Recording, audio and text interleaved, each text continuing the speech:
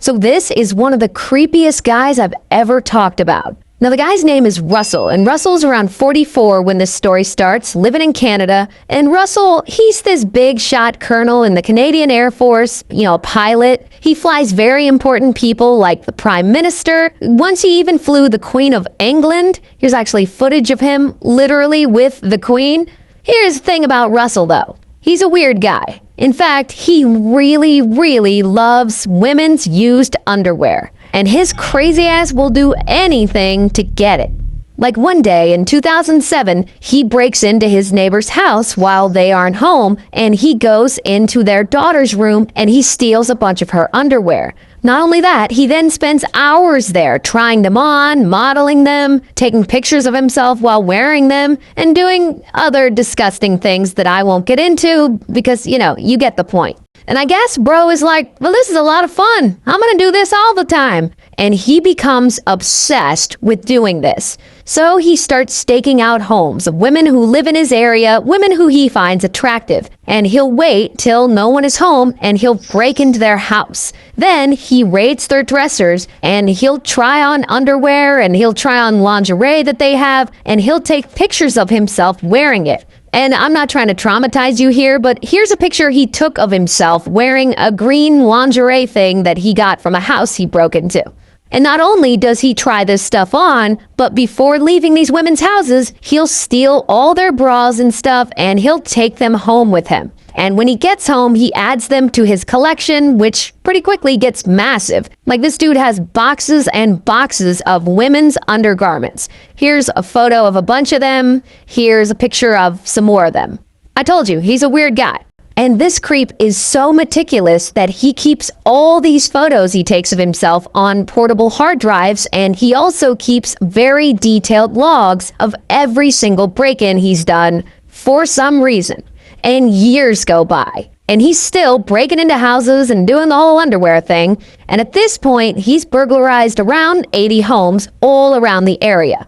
Meanwhile, while all this is happening, he's still in the military. He's still a colonel, a pilot. He's still flying important people around, and he's a well-respected guy. So, no one suspects that he's out here acting like some kind of underwear bandit. In fact, in 2009, he gets promoted to base commander at the largest Air Force base in Canada. So he's kind of a big deal in this world. But here's the thing that I've learned from telling hundreds of these stories. Creepy guys who thrill seek like this, it never ends up being enough for them. Give it long enough and they always end up wanting a bigger, creepier thrill. And that's exactly what happens here. Around this time, boom, it hits Russell. Breaking into homes and raiding underwear drawers just isn't doing it for him anymore. And he decides to take it much further. And one night, he puts on a mask and he breaks into a random woman's house while she's sleeping. Then, he essays her and he takes photos of her and he steals her underwear and he flees. A couple of weeks later, he does the same thing. He puts on a mask, he breaks into a woman's home while she's asleep on the couch. Then he essays her and he takes photos of her and he flees. And he later saves the photos onto his hard drive with the others. Now, that's all pretty dark. But here's where it gets even darker. A few months later, after his last assault, he goes on a flight assignment for work. While on the assignment, he meets this woman, who we'll just call flight attendant, because she works as a flight attendant at the same military base as him. And so they're working and they chat a little bit, like work colleagues do. And he finds out that she lives alone. And because he's base commander, he has access to her schedule. So he looks into her schedule and he sees dates that she'll be away from home working.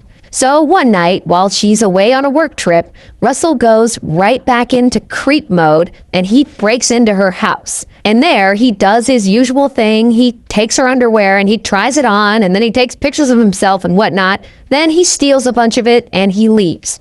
Later, flight attendant returns home from her trip, and she notices that someone went through her drawers. And of course, she doesn't automatically assume it's the low-key psychopath she works with. In fact, she suspects it was her ex-boyfriend for some reason. But a few days after that break-in, Russell decides to break into her house again, but while she's home.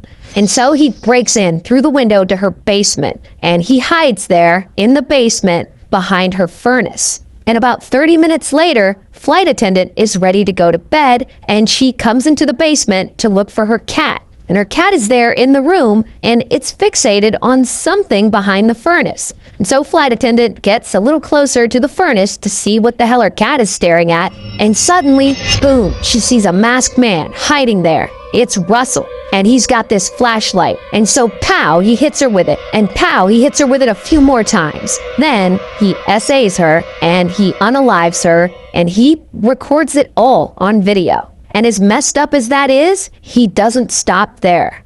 A few months later, Russell's driving around the neighborhood, and through a window in one of the houses, he sees this woman running on a treadmill. And he decides that this woman is gonna be his next victim. And so one night, he drives back to her house, and he parks his car, and he waits there for her to finally go to bed. Once it looks like she's off to bed, he breaks in, and he attacks her, and he essays her, he unalives her, and he takes pictures of the whole thing. That very same day, he goes to work like nothing happened, like he didn't just commit a horrible crime. And he flies the next day, and he spends the rest of the weekend chilling with his wife. Because of course he's married. Now, these women getting murdered in this area, this sparks a huge investigation. And during this investigation, police find a unique set of tire tread marks in the field behind the second victim's house. So they decide to set up a roadblock on a nearby highway and stop every car on the way to see if they can find one that matches those tire tracks. And surely enough, Russell just finished up work, and he's headed home on that highway. And I guess he uses it a lot for his commute. And police, they pull him over. And an officer is asking him a bunch of standard questions. And Russell, he's sort of flexing that he's commanding officer in the Air Force or whatever. And another officer notices his tires match the exact ones they're looking for. But the officer doesn't say anything in the moment, so they're like, okay, have a nice day, Russell. And Russell leaves. And for 3 days, they place him under surveillance. And eventually, they bring him in for questioning, and he walks into the place, and he's all confident, like, I got nothing to worry about. And you could see footage of him here in the interrogation room, and yeah, he looks all cocky. You ever been interviewed by the police in a room like this before, or has never been interviewed like this? Oh, no? Okay.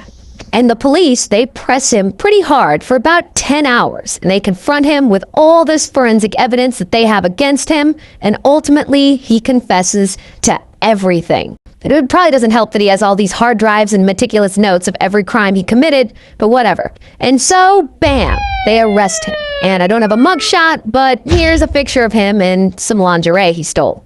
And ultimately, Russell pleads guilty, and he gets sentenced to life in prison. Please like, comment, share, and subscribe to this channel for more stories like this. Thanks for watching.